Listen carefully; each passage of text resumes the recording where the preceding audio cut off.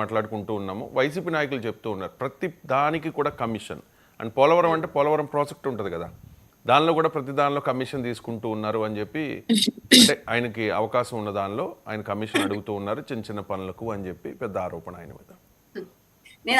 నేను మీకు contact number ఇస్తానని చెప్పాను. ఒక ఉద్యోగస్తుల బదిలీలోనే ఏ అక్కడ అవినీతి జరగలేదని చెప్పని చెప్తా ఉన్నాం. మీరు కనుక్కోవచ్చు, ఇబ్బంది ఏం లేదు. వీళ్ళు వైసీపీ నాయకులు చెప్పారని చెప్పకపోతే వాళ్ళు ఇంకేం చేస్తారు? వాళ్ళు ఎంతసేపు కూటమి ఒక దీన్ని దెబ్బతీయటమే కదా, వాళ్ళకి ఇంకో పని లేదు. చిన్న చిన్న అంశాలకి చేయాల్సినంత అవసరం కూడా లేదు. అండ్ ఇంకొకటి మెయిన్ పాయింట్, సౌజన్య గారు మెయిన్ పాయింట్, ఈ ఆడియో ఎవరు లీక్ చేశారు, ఎవరికి అవసరం అది తేలాలి. మరి ఎవరు చేశారు ఏంటి అనేది చేస్తే కరాటం రాంబాబు గారు చేయాలి, లేకపోతే దేవినేని ఉమా గారు చేయాలి. ఉమా గారు వాళ్ళు ఎందుకు వాళ్ళు మాట్లాడుకుంటే అది ఎందుకు చేస్తారండి? అంతే కదా, మరి ఇద్దరు ఫోన్లలో మాట్లాడుకున్నారు. కాల్ రికార్డింగ్ ఏ ఒక్కరి ఫోన్లోనూ అయి ఉంటుంది. ఇదే ఫోన్ ట్యాపింగ్ అంత సీన్ లేదు దానికి. ఇది కాల్ రికార్డింగ్, ఇది కాల్ రికార్డింగ్ వేరే ఫోన్ నుంచి అయ్యి ఉండొచ్చు. ఆ ఫోన్ ఎవరిది ఏంటి అనేది ఎంక్వైరీ చేస్తే పెద్ద విషయం కాదు. అది కూడా బాలరాజు గారు బయట తీస్తారు. దాంట్లో ఎవరు అయితే ఉన్నారో వాళ్ళ మీద పనిష్మెంట్ కూడా. అంటే జనసేన పార్టీ ఎమ్మెల్యేలు కోట్లు కొల్లగొట్టేస్తూ ఉన్నారు అని చెప్పే ప్రయత్నంలో భాగమా? అంటే ఇప్పుడు అంటే పైకి కూటమి అన్ని పార్టీలు ఉన్నాయి, టీడీపీ, బీజేపీ, జనసేన. కానీ జనసేన పార్టీ ఎమ్మెల్యేల మీద కొన్ని ఆరోపణలు వస్తూ ఉన్నాయి. సో ఏంటంటే జనసేన పార్టీ ఎమ్మెల్యేలు ముందున్నారు దోచుకోవడంలో అని చెప్పే ప్రయత్నం జరుగుతుందంటారా విత్ ఇన్ ద కూటమి?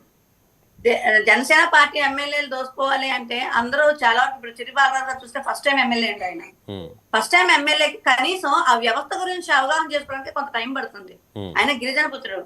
ఆయన ఎమ్మెల్యేగా శాసనసభ్యులుగా ఎన్నుకున్న తర్వాత ఒక సిస్టమ్ మీద అవగాహన పెంచుకోవడానికి ఎవరు ఎంత అనుభవం ఉన్నప్పటికీ కూడా ఎమ్మెల్యే ఆ పొజిషన్కి వచ్చేటప్పటికి కొంత అవగాహన అనేది చేసుకోవడానికి టైం పట్టింది. దానికి కొంత టైం పట్టింది. కానీ ఈ లోపే అది అవగాహన చేసేసుకొని దాంట్లో లూప్ హోల్స్ ఎత్తుకొని దాంట్లోంచి మళ్ళీ 100 కోట్లు సంపాదించేసి అసలు మరి కొత్త ఎమ్మెల్యేలకి అలా ఉంటే అసలు ఆల్రెడీ 4 సార్లు 3 సార్లు 5 సార్లు అయిన ఎమ్మెల్యేల పరిస్థితి ఏంటండి? అదే కదా పాపం సీనియర్లు. కరాటం రాంబాబు గారు చాలా సీనియర్. ఆయన గతంలో డీసీసీబీ చైర్మన్ కూడా చేశారు, రైట్? అవును. దేవినేని ఉమ్మ గారు ఆయన చాలా సీనియర్. వాళ్ళిద్దరూ అనుకున్నది ఏంటంటే ఆ సంభాషణలో ఉంది, మన టైంలో అలా ఉండేది కాదు కదా, ఇప్పుడు అందరూ కూడా రికార్డుల మీద రికార్డులు సృష్టి చేస్తూ ఉన్నారు, దేశంలోనే కేస్ స్టడీ ఏమో ఇది 100 కోట్లు అంటే ఏడాదిలో అని చెప్పి వాళ్ళు వెటకారంగా మాట్లాడుకున్న పరిస్థితి. అవును, నేను విన్నాను అది.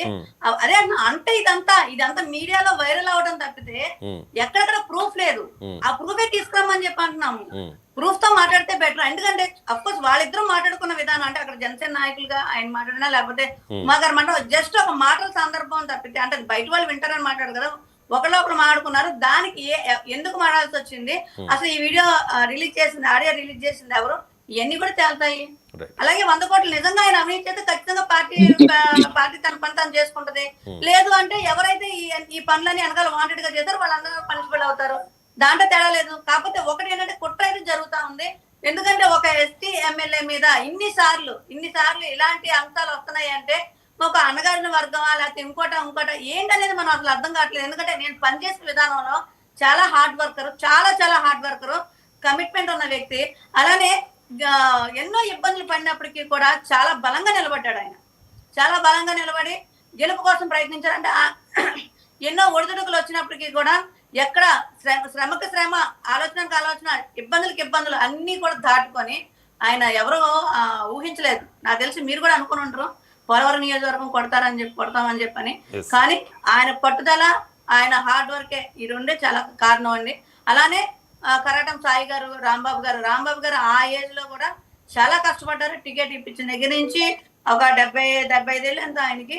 అయినా కూడా ఆ వయసును కూడా పక్కన పెట్టి ప్రతి మండలం తిరిగి ఆయన మీటింగ్లు పెట్టిన నేను స్వయంగా చూశాను. కాబట్టి జరిగిన ప్రచారం ఏంటంటే మీరు చెప్తూ ఉన్నట్టుగా 2024 ఎన్నికలకు ముందు ఖచ్చితంగా జగన్ ఓటమి, వైసీపీ ఓటమి, కూటమి గెలుపు, కూటమి అధికారంలోకి వస్తుందని అంచనాలు సర్వే సంస్థలు, మెజారిటీ సర్వే సంస్థలు చెప్పినా కూడా చిరి బాలరాజు వైపు ఏ సర్వే సంస్థ లేదు, ఆయన ఖచ్చితంగా ఓడిపోతారని అన్నారు. కానీ ఆయన 8,000 మెజారిటీతో గెలిచిన పరిస్థితి. ఎందుకు గెలిచారు అంటే కూటమి కార్యకర్తల మధ్య సఖ్యత ఉంది, 1,00,000కు పైగా ఓట్లు చిరి బాలరాజుకు వచ్చాయి. కానీ మెయిన్ ఈయన వెనకాల ఉన్నది కరాటం రాంబాబు. ఆయనే ఫైనాన్షియల్గా లేకపోతే అన్ని రకాలుగా సపోర్ట్ చేశారు చిరి బాలరాజు. ఆయన చాలా మిడిల్ క్లాస్ ఫ్యామిలీ నుంచి వచ్చిన వ్యక్తి. ఆయనకి ఒక సరైన కారు కూడా లేదు. అండ్ సరైన ఐ మీన్ జన సైనికులు తప్పితే ఆయనకంటూ ఒక బలం లేదు అక్కడ. కాబట్టి కరాటన్ రాంబాబే కర్త కర్మ క్రియ అన్ని దగ్గరుండి చూసుకుని పోల్ మేనేజ్మెంట్ ఈ వ్యవహారాలన్నీ చూసుకుని ఆయన గెలిపించారు అనేది అక్కడ ఆ నియోజకవర్గంలో జరుగుతున్న పెద్ద చర్చ, పెద్ద టాక్ ఇది. కానీ అలాంటి కరాటన్ రాంబాబే ఇప్పుడు చిర్రి బాలరాజు వ్యవహార శైలి మీద కాస్త అసంతృప్తి వ్యక్తం చేశారు. మీరు చెప్తున్నట్టుగా అటానే మాట్లాడుకున్నారు, కానీ అసంతృప్తి ఏదో ఇలా ఆయన మేము చెప్పినట్టు వినట్లేదు అన్నట్టుగా సంకేతం వచ్చేలాగా మాట్లాడారు. ఏమన్నా చెడిందా ఆయనకి చిర్రి బాలరాజుకి? లేదండి, ఇప్పుడు బాలరాజు గారు అంటే నాకు ఒక సొంత మనిషి ఉన్నారు, లేదా నాకు ఒక పెద్ద నాకు ఒక తండ్రి అనుకునే పరిస్థితి ఎవరైనా ఉన్నారు అంటే అది కేవలం రాంబాబు గారే. ఎందుకంటే ఆ రాంబాబు గారు చొరవతోనే ఆయనకి టికెట్ రావడం కానీ, లేదు అంటే ఆయన పడిన కష్టం ఎవరు మర్చిపోలేంది. ఎలక్షన్ టైంలో పోల్ మేనేజ్ ఒక సీనియర్ నాయకుల కింద ఆయన మొత్తం ఎలక్షనీరింగ్ అంతా దగ్గర చేయడం జరిగింది. అలానే ప్రతి ఒక్కరిని మోటివేట్ చేస్తా, సాయి గారు అవచ్చు, వీళ్ళందరూ కూడా అసలు ముఖ్యంగా రాంబాబు గారి విషయంగా చిర్రి బాలరాజు గారు చాలా ఉన్నతంగా ఆలోచిస్తారు. ఆయన ఒక దేవుళ్లాగా భావిస్తారు. అంటే వన్స్ గెలిచిన తర్వాత ఆయన పట్టించుకోవడం మానేశారా? అదేం లేదండి, అదేం లేదు. ఎందుకంటే నాకు తెలుసు, ఈ రోజుకి నేను పోలవరంతో కాంటాక్ట్ లోనే ఉన్నాను. ఎందుకంటే టీడీపీ నాయకులు కూడా అప్పుడప్పుడు ఫోన్ చేసి మాట్లాడుతూ ఉంటారు, ఏమైనా సందర్భాలు వస్తే పిలుస్తూ ఉంటారు. కాబట్టి నేను ఖచ్చితంగా చెప్తున్నాను, అది అక్కడ చెడిపోవడం కాదు. కాకపోతే కొంతమంది ఏదైతే ఆశించి వస్తారో వాళ్ళ దగ్గరికి, ఎమ్మెల్యే దగ్గరికి, అది జరగనప్పుడో లేకపోతే అదిగో అప్పుడు మన అంతకుముందు అలా ఉన్నారు, ఇప్పుడు ఇలా ఉన్నారు, ఈ మాటలన్నీ కూడా ఆయనకి చెప్పడం, ఏంటి ఇలా జరుగుతుందని చెప్పి అనుకోవడం తప్పితే ఎక్కడా కూడా అక్కడ నిజం లేదు. కాకపోతే వచ్చినప్పుడు మాట్లాడటం ఇంకోటి జరుగుతూ ఉంటది. కానీ ఈ ఎవరైతే ఎక్కువ మాకు ఇది కావాలి, దీనివల్ల మేము ఉపయోగపడతాం, అది జరగనప్పుడు ఆ ఈర్ష ద్వేషాలన్నీ బయటపడతా ఉంటారు కదా, అలాంటి సందర్భాలే ఉంటాయి తప్పితే అంతకన్నా చిర్రి బాలరాజు గారికి మాత్రం రాంబాబు గారు అంటే చాలా అభిమానం. ఎందుకంటే ఆయన ఒక గాడ్ ఫాదర్ గా ఫీల్ అవుతారు ఆయన. దాంట్లో తేడా కాదు, ఇలాంటి మాటలు వచ్చాయి. ఈ లెటర్లో చాలా అంశాలు ఇంకా ప్రస్తావించారు. ఈ లెటర్లో చాలా అంశాలు ప్రస్తావించారు, వాటి గురించి కూడా నేను మీతో మాట్లాడతాను. మల్లేశ్వర్ గారు, ఒక్క నిమిషం, ఒక కాలర్తో మాట్లాడిన తర్వాత మీ వెర్షన్ తీసుకుంటాను. శేషు కాల్ చేశారు నెల్లూరు నుంచి. శేషు గారు